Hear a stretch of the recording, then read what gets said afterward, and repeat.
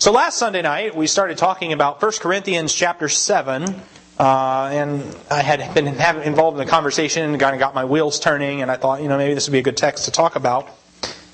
And then, in looking out on the audience tonight, I realized that perhaps the relevance of what we're going to cover tonight may not be the strongest for what we're looking at. And the reason why is because the second half of 1 Corinthians 7 has to do with people who have never been married. And as I'm looking around the room, I only see, 3 people that fit into that category, and they're all my children. So, so that's kind of one of those weird situations where you're going, well, what is the meaning of this? We're in 1 Corinthians chapter 7, and we're starting in verse 25. But really, I think that there are some lessons we can get out of this, even if, the point in which the most immediate application is perhaps not relevant to us. We can learn a couple things. First of all, this is a fairly difficult text, and being able to sort of at least understand what it means and means you are enabled to explain it to other people, naturally. Frankly, if you interact with people who've never been married, which you inevitably will at some point, it'd be good to give them worthwhile advice. But second, even then, I think there are some more general lessons in this text about how we view opinions, and how we view contentedness, and how we view other things. So what we're going to do tonight, we're going to look at this text, and the great news is that because it's not immediately applicable, we can be a bit more objective when we're reading it, and not inclined to say, well, I know it says that, but I don't want to apply it. Well, you can look at it and go, well, there's no consequence for me if I accept this, so I can sort of look at it, fresh eyes, and understand what it's talking about.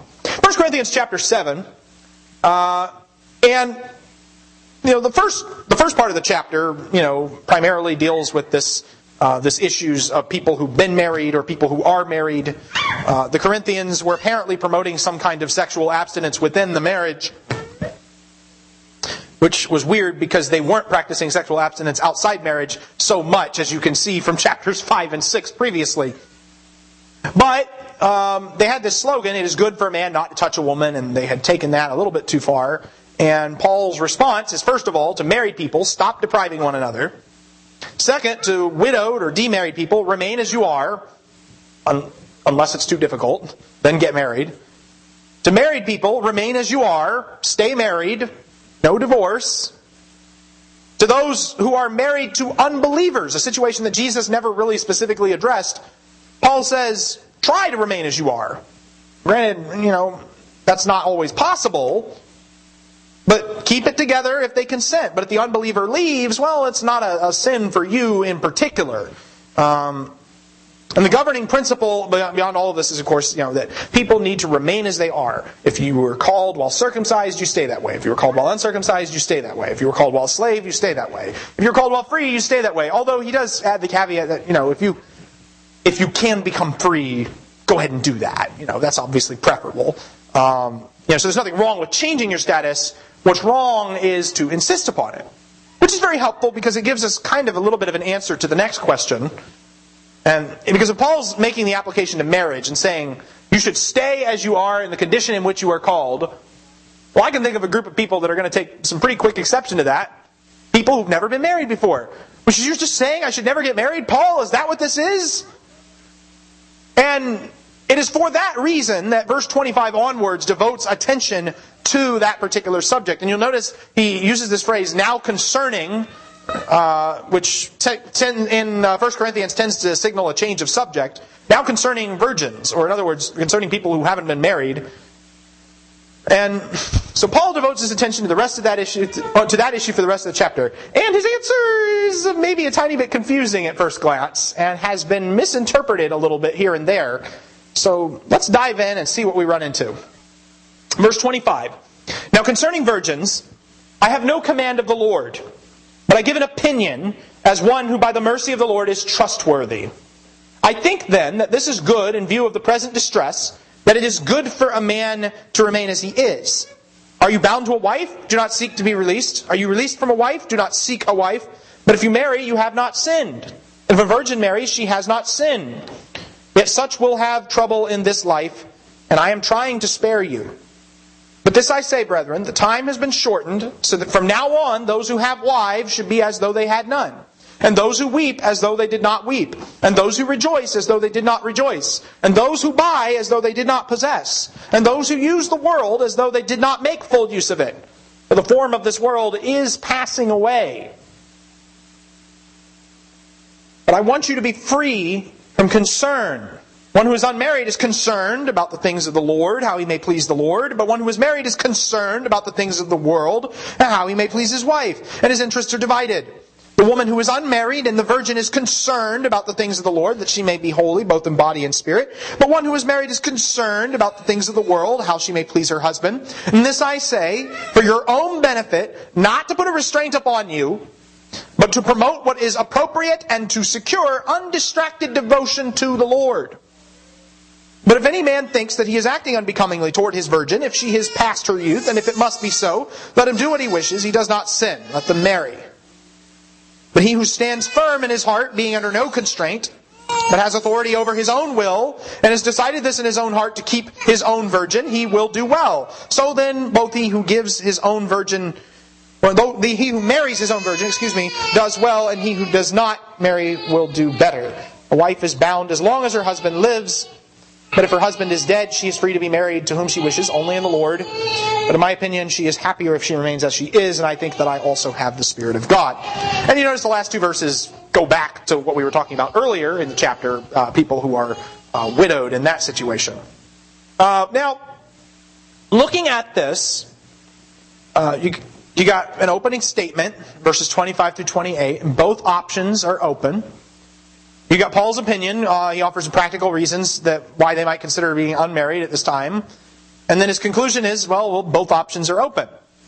But this text that we just read is wrought with interpretive problems. For starters, who is Paul even talking to here? I mean, I've been saying virgins, those never married, but there is actually a little bit of argument about that and about what group of people he's even addressing. And what is this present distress thing that he's talking about? And why does Paul talk so much about his opinion? And why does this section seem so at odds with everything else in the Bible and everything else in Paul, for that matter, that gets said about marriage? It is a confusing text. It is a difficult text. And we need to appreciate difficulty for what it is. So let's look at this opening statement here. In verse 25, Paul says he has no command from the Lord. Instead, he offers his opinion. If you're reading the ESV, it says, I'm offering my judgment, but this is effectively the same idea. He is explaining his judgment call. This brings us to a rather interesting juncture. I was in this preacher training class once. They gave us a Bible knowledge test. And one of the questions was, did any of the apostles ever write their own opinions? And I said yes, and they marked the question wrong. And I was like, what about 1 Corinthians 7? They didn't like that, but what about 1 Corinthians 7 where it says where Paul says, this is my opinion? Well, he says he has the Spirit of God. Okay, but he also calls it his opinion. So are you going to say that he was not being truthful? And in fact, opinion permeates this section in particular in a way that it doesn't normally permeate the New Testament. In verse 26, the word opinion. Verse 25, I give an opinion. Verse 26, I think then that this is good. Verse 28, I am trying to spare you. Verse 29 and verse 35 both use the phrase, this I say. Verse 32, I want you to do this, or I wish you would do this. Verse 36, let him do as he wishes. And verse 40, in my opinion. It's just kind of funny because it kind of guts an idea that gets taught quite a bit. I've heard multiple people argue preachers should never say the words I think. I've had some people get really upset about that. You can never say the word I think. You can never express your opinion. If that's true, then Paul broke that rule. I don't remember reading that rule in the New Testament. Now I'll tell you what really needs to happen is not preachers should never tell you their opinion. Preachers should explain the difference between a fact and an opinion is what they should do. What they really need to do is make sure they clarify the difference between what is fact and what is opinion. Unfortunately, what happens is, people interpret a phrase like, well, never say I think to mean go up, preach your opinion, but make sure everybody thinks it's fact. That's deceptive, is what that is. That's not That's not being truthful. A man who says, I think, about his opinion is more honest than the man who preaches his opinion as if it were in the Bible. So, at least in my opinion. Oh. But Paul is offering his judgment here because the Corinthians consider him trustworthy. And that, I think, is what we're really getting at here. In this section of 1 Corinthians chapter 7, what we're dealing with is a situation where Paul is trying to promote something on practical grounds, as a matter of wisdom, as a matter of judgment, without saying, this is the way God wants it to be all the time. What Paul's trying to do is he's trying to basically advocate, maybe you guys should hold off on marriage for a little bit. You guys, in particular, without saying, oh, but I want this to be a pronouncement for everywhere. And you'll notice what's not in this text, which is everywhere else in 1 Corinthians. You know how often Paul talks about how this is what I teach in every church. I teach this in every church. He says that quite a bit in 1 Corinthians. He doesn't say it here.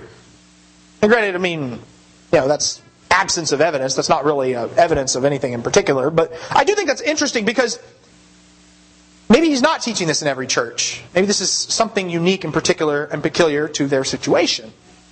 So let's dig a little further, see what we're getting at. Verse 26, it's good for a person to remain as he is in view of the present distress. He repeats the principle from before, remain as you are. He says in view of the present distress, that's a good idea. Well, what's the present distress? No idea what that is. Ironically, a lot of opinions have been preached about what the present distress is. And they're preached as if they were facts. So here's just kind of what we're looking at. Number one, literally the phrase could be translated the present necessity, which isn't that helpful because it could still be distress. It could be, a little bit broader of a term. Secondly, you'll note in verse 28, he does use the word tribulation or trouble. The New American Standard has trouble. You will have trouble in this life and I'm trying to spare you. But again, that's pretty generic. That can mean quite a few things. Paul's trying to spare them from some kind of trouble. So naturally, the present distress has been interpreted, the most common view I've run into is that it's some kind of a systemic persecution of sorts. Because, after all, the argument goes, who wants to be hassled with a wife and kids when your people are trying to hunt you down and murder you in your sleep or something like that? But other suggestions are thrown out as well. Some think it's the impending return of Jesus. Some people think it's some kind of plague, and the Corinthians have this weird illness running rampant. And perhaps maybe what we're looking at is just a situation where because of the toxic spirituality at Corinth, the poisoned environment at Corinth, Paul's like, maybe you guys should hold off on this for a little bit until you understand marriage a little bit better. And it could just be simply like that. Whatever it was probably unique to Corinth. And here's why. Because first of all, there's no other warning like this in the rest of the New Testament. Because second of all, the rest of the Bible sees marriage as inherently desirable and in a positive light. You look at Genesis 2, man shall leave father and mother and be joined to his wife. The two shall become one flesh. Ephesians 5 talks about marriage being a bond similar to that between Christ and His people. Paul has a very positive view of marriage there. 1 Thessalonians 4 telling people to acquire their own vessel, although there's a bit of debate about what that expression means. The more likely meaning is that it's talking about acquiring one's spouse in holiness and honor. And of course, we then have 1 Timothy 3 and verse 2 and Titus 1 and verse 6, which both say what? That overseers must be the husband of one wife. Now, if Paul thought that marriage was just something that, you really shouldn't be messing around with that, it's not good for your spirituality, why is it a requirement for elders? Something to think about. It doesn't make a whole lot of sense for Paul to tell the Corinthians that persecution means you shouldn't get married, and then go and tell Timothy, difficult days are coming, and by the way, elders should be married. So, I'll be honest, I'm not really persuaded of the persecution view of this, because there's just so many other texts in the New Testament that talk about persecution, but don't give this kind of warning, and in fact, in some cases, even encourage marriage in spite of persecution. So, you've got those things to deal with here. So that said, but aside from that, we don't really know what the present distress is. So what's Paul's opinion? Well, it's not a sin to marry, verse 28. If you're bound to a wife, don't seek to be freed. And if you're freed from a wife, don't seek to be bound. In verses 27 and 28. Now I want to stop here for a minute too and note something. That when it says, are you freed from a wife, do not seek a wife. Be careful, do not interpret the word freed to mean divorced.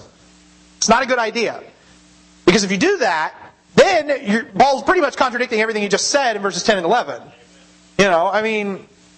What he says is if you're bound to a wife, in other words, married, don't seek to be freed, unmarried. And if you're freed from a wife, unmarried, don't seek to be bound, married. And when the text uses this expression, that you have been loosed from a wife, having been loosed from a wife doesn't necessarily imply a prior binding. In fact, a similar expression is used in Matthew chapter 16, where Jesus talks about, whatever is bound on earth will have been bound in heaven, whatever is loosed on earth will have been loosed in heaven. When it talks about things being bound and loosed in heaven, that says nothing about the things being loosed having previously been bound before. It doesn't say anything about the prior status of it. It's just what it is, simply put. Okay, so if you marry, he says, you have not sinned. In other words, it's actually an option here. Well, if marriage is an option, then this isn't talking about divorcees, because Paul already said what he thought about divorce back in verses 10 and 11. The married, I give instructions, not I, but the Lord, that the wife should not leave her husband, but if she does leave, she must remain unmarried, or else be reconciled to her husband. And that the husband should not divorce his wife.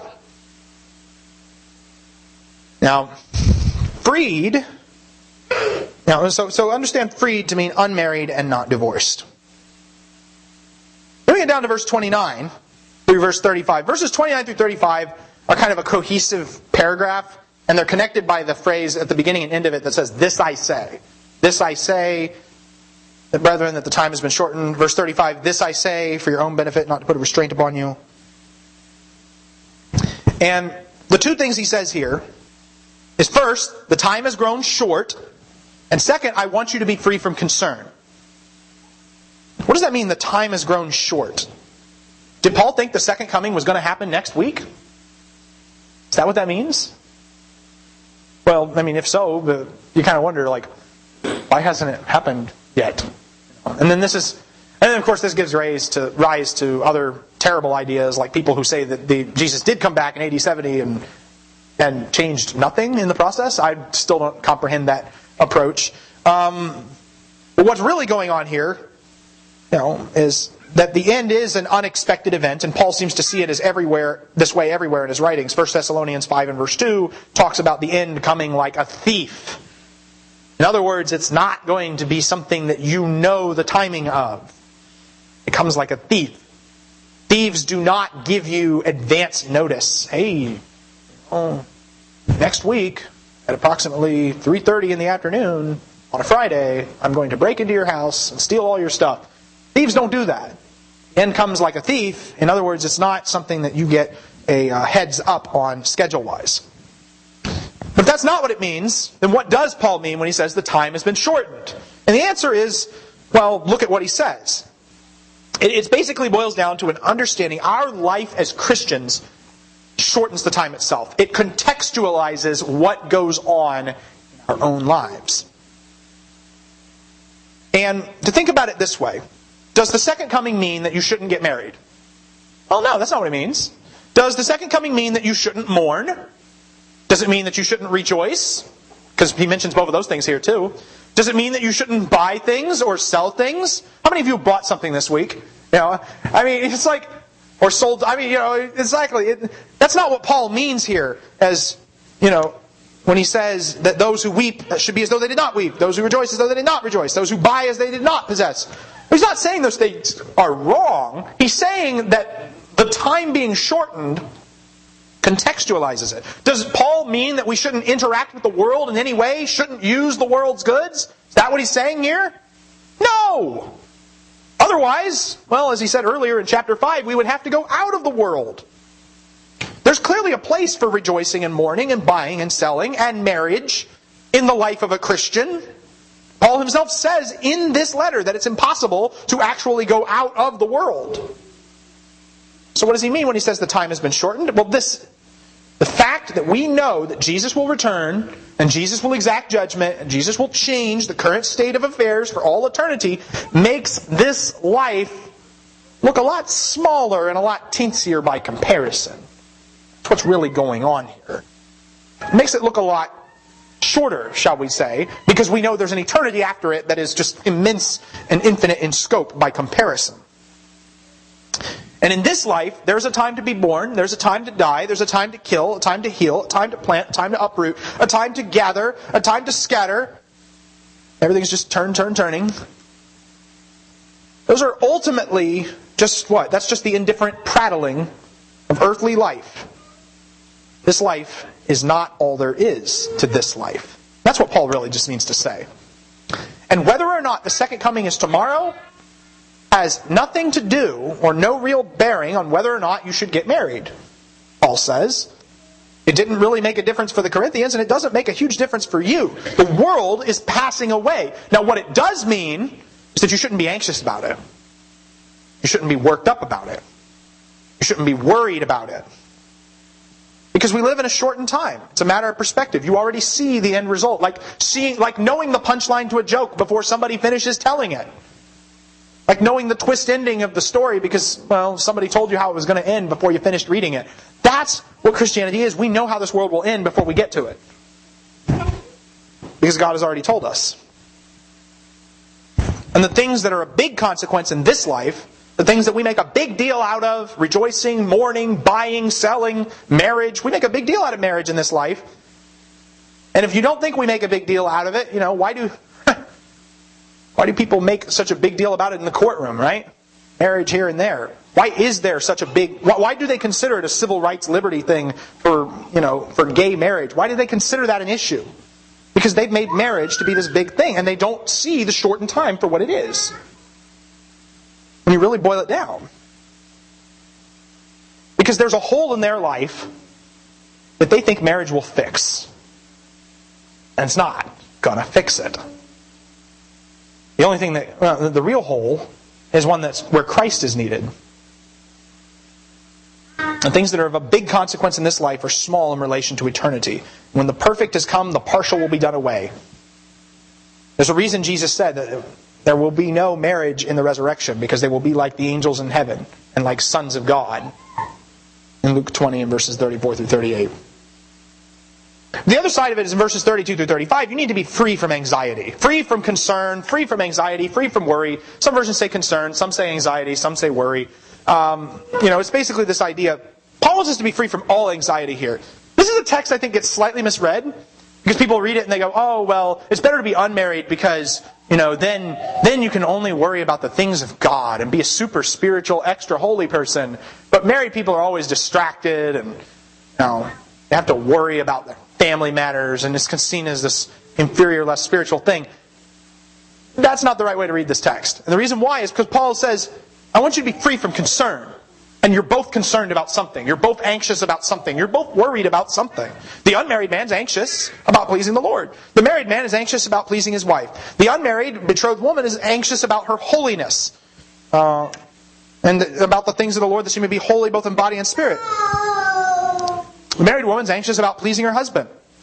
Is one anxiety better than the other? Well, no, Paul says he wants them to be free from anxiety. Stop worrying about your distress. Stop worrying about your future. Stop worrying about whether or not you will get married. Stop worrying about whether or not your marriage will work out. And somebody says, well, but you're not saying that worry over serving the Lord can be a bad thing, can it? Can people who are worried about serving the Lord be a bad thing? What a preposterous idea, right? But actually, sometimes it can be. Sometimes people do things in the name of serving God that are bad. Like when people give Corban and rob their father and mother in the process of doing that. You read about that in Matthew chapter 15. Whatever I have that would help you, I gave it to the Lord, so you don't get to eat this month. There's a person that's worried about serving God in a bad way. The Jews of Paul's day in Romans 10, he says they have a real zeal for God, but with no knowledge, which has led them to try to establish a false righteousness of their own. Some people, in their anxiety over devotion to God, start to think, well, maybe I'm a little bit more spiritual than everyone else around me. Maybe it's like we talked about this morning with the disciples who thought, well, we've left everything and followed Jesus. That makes us super spiritual people. That makes us greatest in the kingdom. No, you're missing the point again. And sometimes people get so anxious about serving the Lord that they create false standards of holiness for others to follow. I knew, for instance, of one preacher who decided it's a sin to watch TV. Well, there's a lot of trash on TV, I'll grant that. I could probably do with watching a lot less of it. But this guy went further than that. It's a sin to watch TV. No one should ever watch TV. Right? And of course he didn't own a TV because he was more holy than the rest of us. Of course he had no problem going to another member's house to watch TV and turned out to be one of the elders' wives and eventually committed adultery during one of these visits. But, see where you laugh. It's not funny. It's true. What's the story behind this, though?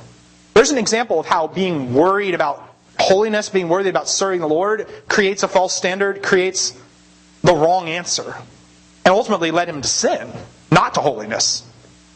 Think about that. You want to really serve the Lord? One of the ways you do it is by listening to what He said about being free from concern. Paul says here, I want you to be free from concern. In verse 35, I'm not putting a restraint on you. I'm not putting a noose on you. And there are people who did this throughout history. They forbid marriage because they said that would make a person more holy. Paul says that's false teaching in 1 Timothy 4. Just a couple of centuries after Paul, just a couple of centuries after the close of the New Testament, you got guys writing scores and scores of writings and essays about, how celibacy is preferable and we need to be holy and, we're really just... they had this false perception of marriage and sex that has no basis in the Bible whatsoever. And they took what God had created and called good and turned it into something that was unclean. They missed the point of what Paul said here because they wouldn't let go of concern. Paul was not putting a restraint on them, not putting a noose on them. He is trying to convince them to have undistracted devotion to the Lord. And we need undistracted devotion. That's true whether you're married, whether you're single, whether you're widowed, whatever your situation in life. Undistracted devotion to the Lord is an uncompromisable principle that we must live by. Don't think that marriage will make you a better Christian by itself. I used to kind of think that before I got married. You know what happens? Well, you know what it's from? It's from the hearing way too many sermons on people saying, you need to make sure you marry the right person. And I'm not sure that that's the right sermon to be preaching. I think the worst thing you can do for your marriage isn't to marry the wrong person, it's to be the wrong person. There's some profound... I think that... And that was kind of the profound... I don't know. I think it was profound because I thought of it. But it was it was sort of the realization I had, years ago, that I've been obsessed with, find the right person, find the right person. What happened? I said, maybe I've got it wrong. Maybe instead of trying to find the right person, I should try to be the right person and work on myself a little bit. Because nobody's perfect.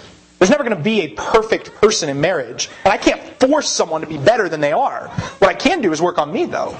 Work on my end of the deal. And I fall short so often. Jenna could probably tell you stories, but she's nicer than that.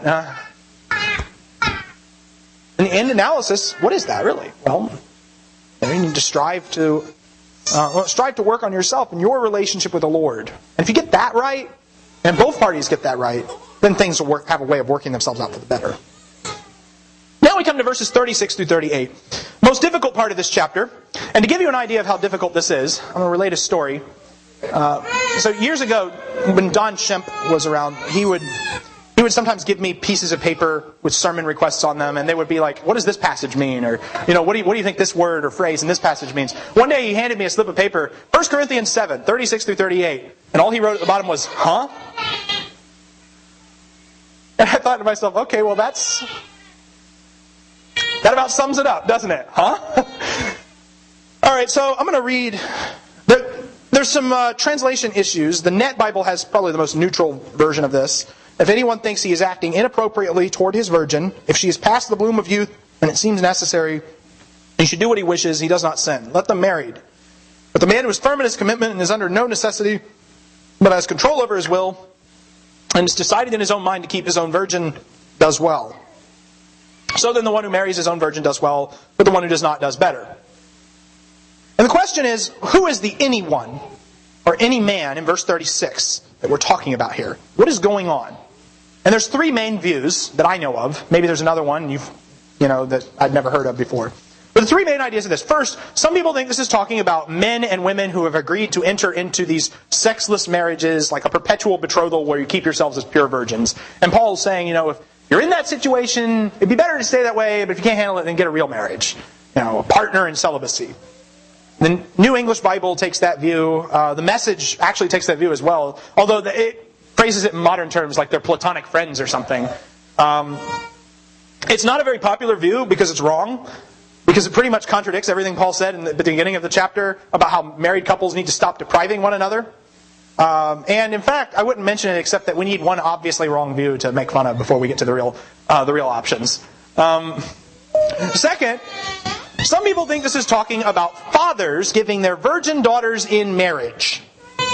Basically, what we've got here is some kind of arranged marriage setup. Which explains why she's crying.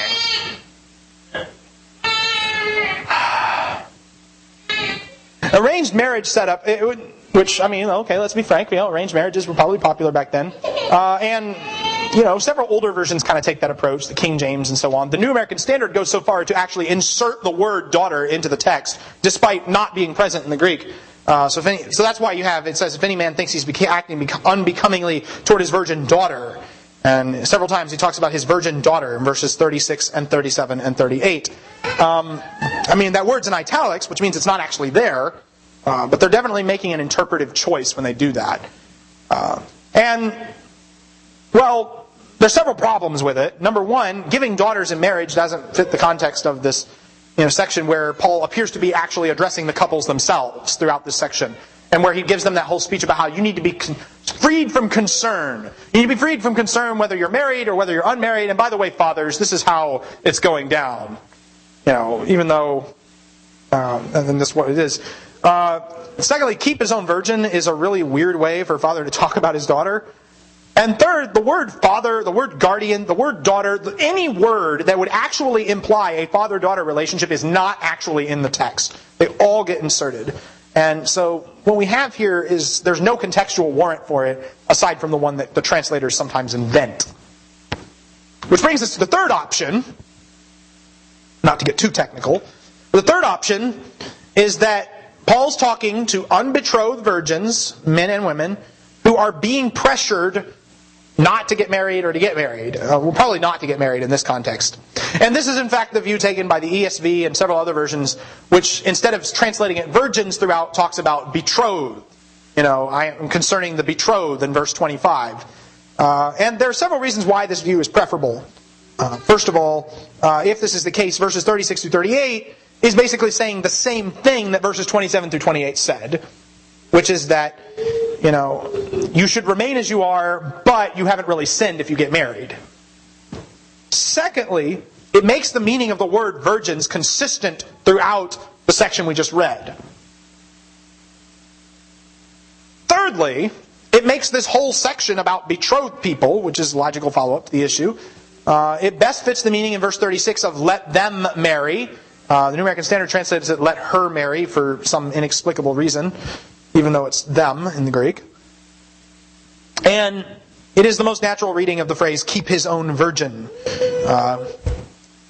And of course, no view is perfect. People will find little lexical objections here or there. But this one makes the most sense with the context, because what Paul's doing is he's talking to these betrothed couples who are in this situation. They want to get married. They're not sure if they're going to get married. What should we do? Paul says, be preferable to wait on that and stay virgins, but it's not wrong to actually get married. And it's really only in view of the present distress that I'm even saying that it would be preferable not to at this point. The present distress. The point is that if a man thinks he's behaving improperly towards his betrothed, he should do what he wants. They should get married. It's not a sin. If a man decided not to marry her but keep his betrothed, he will do well. But ultimately, the point in verse 37 is he needs to make up his mind. That's why Paul uses phrases like standing firm in his heart, being under no compulsion, having authority over his own will, having judged or decided in his own heart. Those are phrases that say, basically make up your mind already. But don't sit in this limbo state. Marriage is ultimately the decision of people getting married. And beyond what the Scripture says about divorce, beyond what the Scripture says about divorce, marriage, and things like that, brethren sometimes feel the need to give their input, their helpful advice on whether Christian couples should be getting married. And you hear phrases, and sometimes you hear phrases, you're too young, you're rushing into things, you're not ready, etc. And it's always portrayed under the guise of wisdom. The only problem is that I can't find any of those phrases in the Bible at all. And all very strangely absent ideas from the biblical teaching on marriage. I fail to find the passage that talks about what the too young or old enough age to get married is. I fail to find the passage that says, how long an engagement should last. I fail to find the passage that says, what constitutes readiness. What someone needs readiness for is, willingness to serve the Lord and to honor God. But frankly, if you want to go on that basis, there's people in their 40s, their 50s, their 60s who are not ready to get married, despite having been married for many years, because they don't have this commitment to undistracted devotion to the Lord. That's something to think about. But in the end, what he needs to do is he needs to have undistracted devotion to the Lord as his priority, or her priority. And so Paul says if the couple gets married, they'll do well. If they don't get married, they'll do better. He tries to promote his opinion without making them feel like he's making some great doctrinal pronouncement for all time. In verses 39 and 40, he wraps up the whole chapter, not just the section on virgins, but the whole discussion on marriage, by saying, first of all, a wife is bound as long as her husband lives. The exception will be if the husband dies. Then she's free to marry. Only in the Lord. Ooh. Again, there's the practical recommendation of wisdom right there. We know it's not a sin to be married to a non-Christian outright, because verses 12 through 16 envision such a scenario.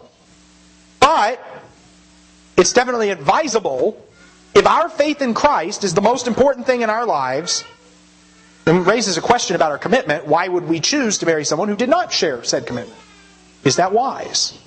Is that something, what does that say about our priorities? There's a question to think about. But even then, Paul says, here's my opinion. She'd be happier if she remained as she is. And by the way, quote unquote, I have the Spirit. Can we use claims of the Spirit to support our opinions? Paul does, apparently. So those are just some basic principles in this text. I hope that I've at least helped to untangle some of it a little bit and kind of talking about it here, and maybe given us some practical things to think about beyond just simply, advice for non-married people. The lesson is, first of all, learn to be content in whatever your circumstances in life. That's a lesson all of us can learn from. Secondly, learn to recognize that there is a difference between fact and opinion, between God's command and wise advice. And learn to recognize when, advice can be take it or leave it. Because not every decision, not every item is the same level of critical mass importance. And thirdly, learn to recognize there's a difference between a good opinion and a bad opinion. Not all opinions are created equal. Yeah. You're right. That's nodding. I see a lot of smiling and nodding at that point. Not all opinions are created equal. And sometimes you'll get into a discussion with them. It was like, well, that's just your opinion. This is my opinion. As if the fact that we have two opinions on something makes us equal. Well, one opinion is sometimes more informed than the other, or more thought out than the other. Or perhaps more considered than the other. Or perhaps one opinion was taking into account all of the other factors that the first one was, and then additional factors on top of that. Not all opinions are created equal. What matters, though, in the end, is our undistracted devotion to the Lord. If we have that, if our goal is to see the Lord face to face, to be one with Him for all eternity, and we see the shortened time for what it is, and we see the need to be free from anxiety as what it is, in the end, whatever troubles and difficulties we have in this life, can ultimately be overcome.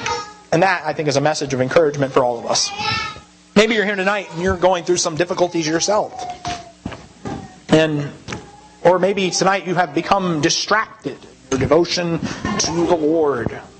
And if that is the case, now is a time to help find encouragement, help find the strength to follow that, to overcome that, I should say.